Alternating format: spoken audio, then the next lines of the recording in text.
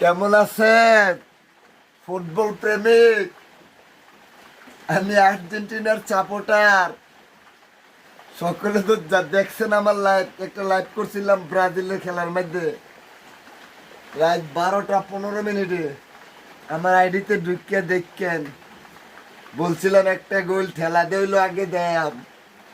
তো আমাদের আর্জেন্টিনার খেলা আগামীকাল 11টা বাজে, বুঝছেননি?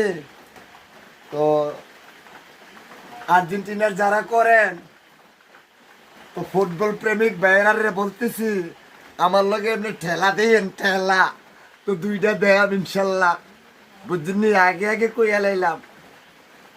তো আর আমাদের মেসি, প্রিয় মেসি, ওনাই দিবে একটা গোল, বুঝছেন?